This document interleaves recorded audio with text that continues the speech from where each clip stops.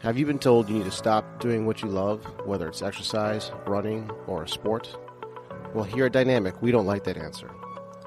In this podcast, we'll talk to leaders in the health and wellness space from Southwest Florida to get the solutions you need to get you back to doing what you love. Welcome to the Dynamic Naples Podcast.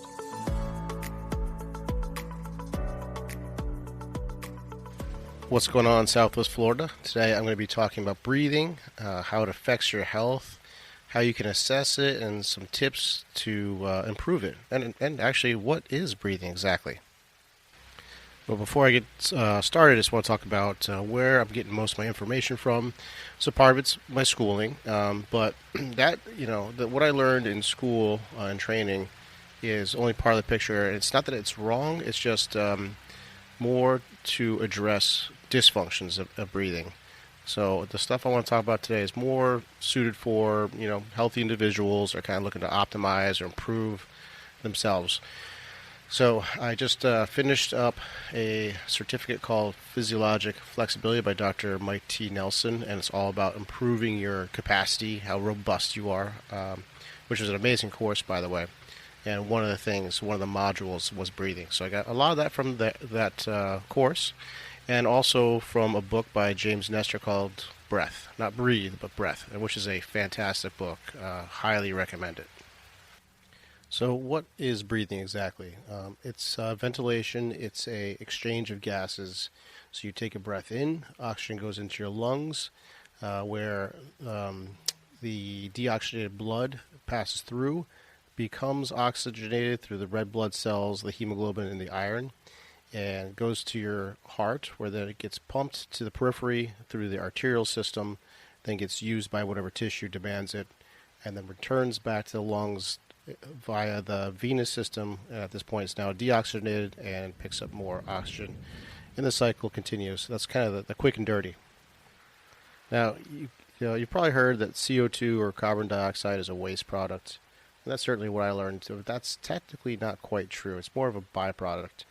CO2 is probably just as important, if not more important, than oxygen. So the need to breathe is because of a buildup in CO2. So as the blood cells deliver oxygen to a tissue, the CO2 gradient starts to increase. You have sensors that go to your brainstem. And there's a sort of everyone's got a different set point of how much CO2 buildup in their tissue they can tolerate, and then you feel the need to breathe at that point. So actually, the threshold of when you feel that you need to breathe and when you actually have to breathe, there is a difference there. So you can probably hold your breath much longer than you think. Now, here's the thing: is the more you can tolerate CO2 in the blood, the more it kind of pushes off or scrubs the oxygen off the red blood cells and delivers it to the tissues. That's called the Bohr effect, B-O-H-R, Bohr effect. So people that train for this, like a lot of free divers, they work on that set point for their CO2 tolerance and actually gain an advantage sort of athletically, because now they can deliver more oxygen to the tissues. Also, CO2 is a vasodilator. So it opens the vessels and allows for more exchange. And actually, CO2 baths are being studied now. And people that have things like gangrene can actually heal better by taking a bath in CO2, because the skin picks up the CO2 and it dissolves in the skin, and then it actually helps dilate the vessels and deliver more oxygen, which is healing to the injured limb. If you're hearing some background noises, we got a rainstorm going on. I like to record my podcast on my patio, so you got a little atmosphere going on in the background. If there's some lightning, I may have to put a pause on this podcast. Anyways, the nervous system, very important. So breathing and blinking actually are very interesting in that they are controlled by your autonomic nervous system, like many things are, like your heart rate and things like that. But breathing and blinking, you can actually gain voluntary control of. So that makes them kind of unique in that way. Okay, I'm back. Sure enough, we had some lightning, so I had to take a pause. So I was beginning to talk about the nervous system, specifically the autonomic nervous system, which has two divisions: the sympathetic side, which is the fight or flight side, and the parasympathetic side, which is the rest and digest side. So it's like the turning off the alarm system. These systems are very important, very relevant to probably the rest of this conversation. So, because breathing, you can toy with these systems. You're kind of always in this. Your body is always trying to achieve homeostasis, which means to maintain balance, and then you have sort of a window of like a threshold in both directions that can throw off homeostasis in one direction or another. Once you go to a certain point of throwing homeostasis off enough, you can create some serious situations.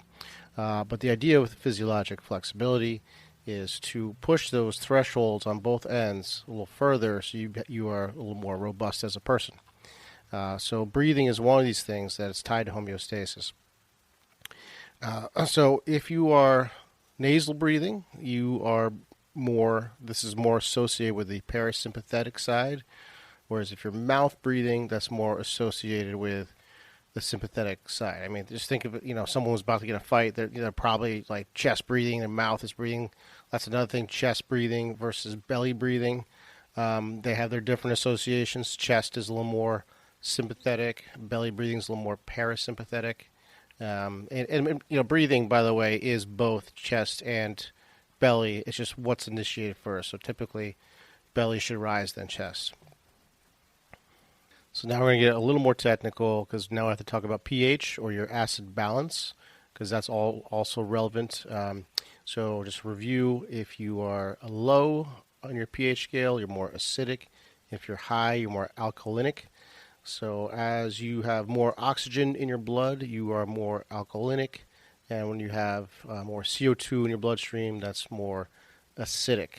So the pH levels can be toyed with also through breathing. So if you're hyperventilating, so if you're rapidly breathing in and exhaling very fastly, you're going to be blowing off more CO2. So that what we'll do is that's going to basically put you in an alkalinic state temporarily. So if you've heard of lactic acid buildup, that's the sort of burn you feel in your muscles when you exercise. That ties into this as well. So it's not lactic acid. So basically, as you're exercising, you are demanding oxygen to your muscles. Your body starts to go through glycolysis, which means burning glucose, which then breaks down to lactic acid, and that gets to lactic acid, which then gets disassociated into lactose, which is the fuel source, and hydrogen ions. Those hydrogen ions are the acid. So you're building up also acid just through the glycolysis process. So if you increase your ability to tolerate CO2 in your bloodstream and sort of set your threshold point higher, you're delivering more oxygen. And you're going to be able to sort of breathe off more of the acid that's coming from exercise. So there's this interesting thing where there's a positive transfer. So you get a benefit from improving your CO2 tolerance that confers a positive adaptation to your exercise tolerance and vice versa. So it works in both directions, which is super interesting. So I just wanted to give you a kind of a quick, you can go on for months on this kind of information. This is a quick overview of how that whole system works. So now I want to talk about the Bolt test. So you can use a breathing test to kind of see what state you're in. It gives you an idea if you're in a more sympathetic state, a more parasympathetic state, a more anxious or stressed state. So the Bolt test, this is the work of Patrick McEwen. He's done a lot of writing and research on breathing, and he's got tons of great videos on YouTube, by the way. But the Bolt test is you just take a number of inhales and exhales, just normal breathing, right? And when you're ready, you just do a normal exhale and then hold your breath as long as you can until you feel like a strong urge to breathe or you feel like you need to swallow, and then just inhale normally. Count how many seconds you can do that for. All right. If you finish the test and you are gasping, you've held for too long and the test is kind of invalid. So you just got to get an idea of like when that first initial sort of strong urge to breathe is, and then make sure you take a normal inhale, and that's closer to a valid test. It's not a perfect test, but it gives you a good idea of where you are. And if you do this test on a daily basis, you kind of get to know what your sort of baseline is and where you are according to your baseline. So You should probably do this test. Maybe pause this podcast before I tell you some of the numbers, because I don't want you to try to sort of go max out, beat the test type of thing. But so typically 25 to 40 seconds is considered average range. If you're doing like a minute to 2 minute hold, you're doing pretty darn well. If you're below 10 seconds or even worse, that is highly associated with a stressed state. So people that are depressed and have a lot of anxiety, they're going to probably do pretty poor on this pretty consistently. And there is some evidence that suggests if you improve your ability to tolerate the CO2, it can actually improve your anxiety and stress. It's also like if you were traveling or you had to give a big presentation or work has been tough, or I actually just did this test a couple days ago myself, and I didn't do very well because I've been dealing with the Hurricane Ian and all the cleanup and disaster around here, so my stress level's a little higher than normal. So I did worse than normal on this test. It just gives you an indicator where you are. And also, you can use this information. This is very similar to HRV, if you've heard of that. That can give you like a sort of a recovery score and tell you how ready you are for the day. You can kind of use this in a similar fashion. So say you do pretty poorly on this test. Maybe this is not the day to go and try to crush it in the gym. And maybe you need to work on some recovery techniques, maybe some deep breathing, some things to try to improve your anxiety level. So let's get into that. What can you do to improve recovery and your stress levels? So first of all, you got to make sure you cover your bases. So you have to have the right amount of sleep. That's huge. Sleep is the probably number one thing when it comes to stress and recovery. So if you're not prioritizing your sleep, I'd much rather, as I've aged, I used to think like I'll get up at 5 in the morning, go work out, and maybe I sacrifice a couple hours of sleep. I think it's the wrong move by far. You definitely would, if you have to pick one, exercise or sleep, I'd much rather get a full night's sleep than skip on a few hours of sleep to get some exercise. It's actually going to lower your testosterone. It's going to put you in a mildly diabetic state temporarily. It's going to do a number of things. It's going to crush your workout. It's going to do a number of things that are just not worth it. The risk benefit is not there to lose some sleep. So sleep by far is number one. Obviously, the other ones, nutrition, hydration, all these things, you got to have that covered. If that's not dialed in, that's where you start. That's what's going to give you the most bang for the buck. But if there's things outside that, once you've got those covered, there's definitely things you can do. Obviously, limiting exposure to screens at night is a big one. And nasal breathing. So we've talked about this already a little bit. So again, nasal breathing is tied to the parasympathetic. That's a tough one to say for me today. So nasal breathing is good for the parasympathetic system. So it helps you turn on the relax and that digest system. One thing that happens is you stimulate NO2, nitric oxide production in the nose. So just from breathing through your nose. And NO2 is a strong vasodilator. So it'll help decrease your blood pressure, in other words. So nasal breathing is always good. You can look into what's called box breathing. And there's apps for this. I mean, it's really easy to do. You basically, and there's lots of different ways to do it, but it's kind of like a breathing reset. It's almost like a neurologic reset for the autonomic nervous system.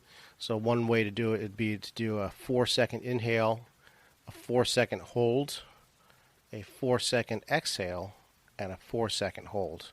And just repeat that. Do that for a couple of minutes and see how you feel. Most people feel pretty good after that. It kind of brings you back to a baseline.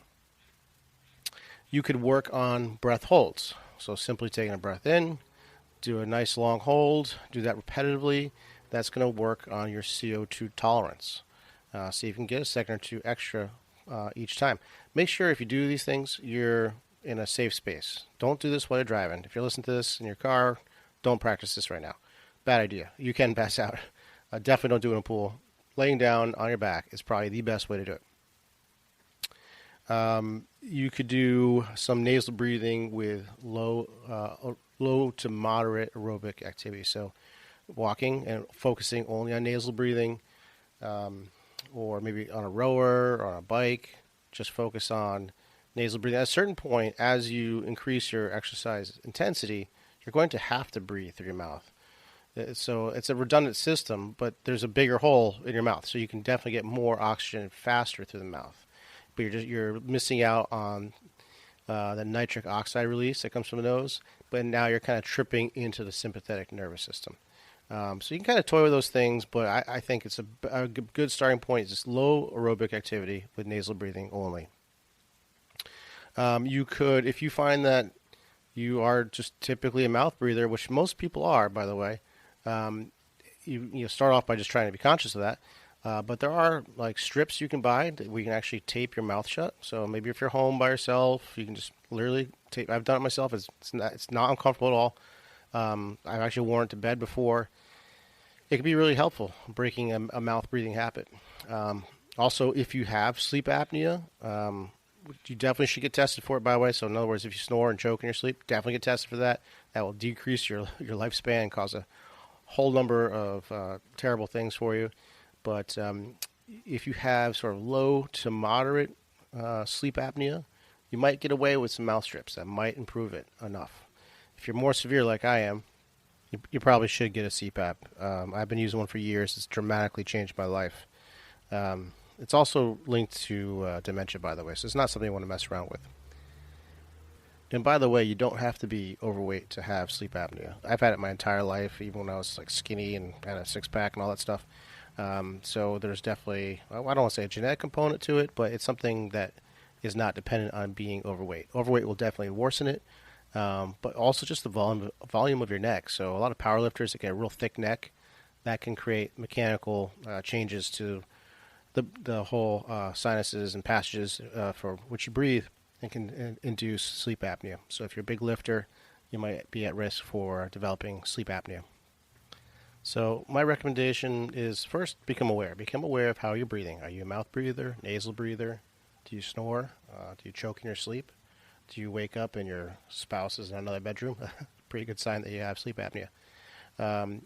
Are you a chest breather or a belly breather? And test. Do the bowl test. See where you are. Try it for a month on a daily basis and get an idea what your baseline is. And start working on some breathing techniques to improve your score on the bolt test. And that might just confer positive benefit to both your stress and your exercise tolerance. Any questions, please feel free to email me. This stuff can get pretty dense and pretty nerdy, but I love it. Email me at chris@dynamicnaples.com. And that's all I have for you this week. We'll talk to you soon.